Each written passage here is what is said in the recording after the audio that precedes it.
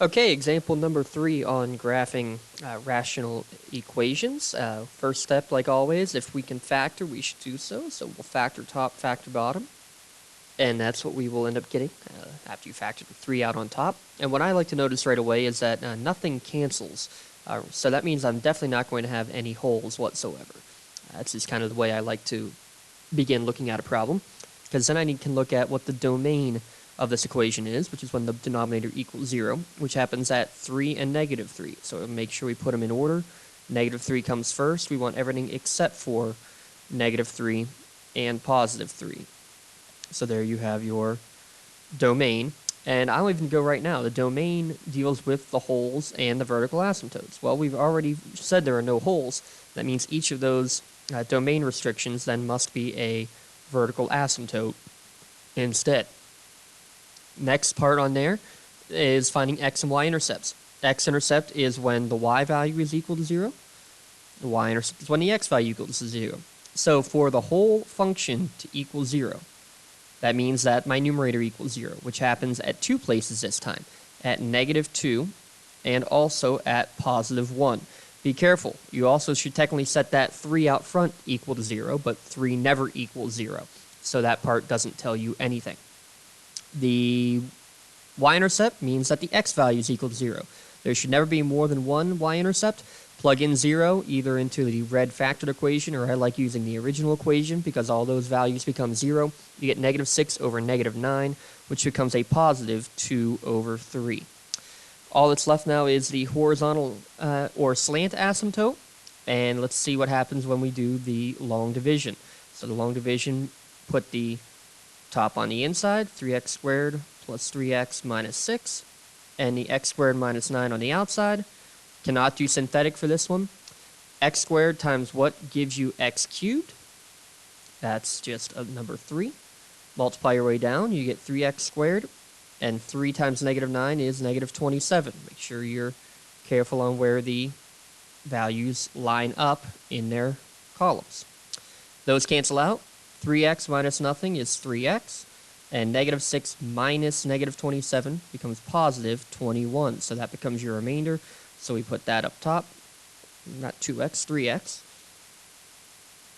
3x plus 21 over your original denominator of x squared minus 9. So that's another way that you can write your equation, and that's nice because we can then see that the 3, the part in front of your remainder, that is your asymptote, and it's going to be a horizontal asymptote because there is no x. The line y equals 3 is a horizontal value, a horizontal slope. And for crossing the asymptote is all that we have left to do. You cross the horizontal asymptote when your remainder equals 0. So if I set that remainder equal to 0, I'm going to get x equals negative 7. So now I can start plotting all of this stuff. And when I plot it, make sure we get everything on our screen here. I have vertical asymptotes at 3 and negative 3, so I'll draw those first with my dotted lines. I have a horizontal asymptote at y equals positive 3. So lots of 3 stuff going on in this problem. The next value, I have some ordered pairs I can use. I have negative 2 comma 0. I have positive 1 comma 0. And I have a y-intercept at 0 comma 2/3. That's going to be kind of approximated, but somewhere in there.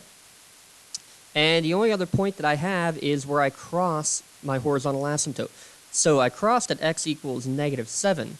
Well, that means that I really have an ordered pair of negative 7 comma 3 because I'm crossing my horizontal asymptote. So really you're using these 2 points together to make an ordered pair at negative 7 comma 3. So I'm going to put a dot right there as well. So all it's left to do from this point is to just graph the equation. So the first step is to try to go and connect these dots, and the only way you're going to kind of do that is kind of a little sort of flattened parabola looking thing there. And then we have a dot to the left of this vertical asymptote here, and then we have a dot, nothing actually on the right hand side. But remember, I need to have 3 pieces of a graph because I have 3 parts of a domain. So I'm going to start on the right hand side because my options are either above, or below the vertical asymptote. Well, if it's below the vertical asymptote, we'd have another x-intercept somewhere. That can't happen. Therefore, it has to be the part that's up above. Same thing with this right-hand side. I can either start above, cross at the line, and level off, or I can start below, cross at the line, and level off. Well, same idea. If I start from below, I will have hit the x-axis again. We have no more x-intercepts. Therefore, that one can't be right.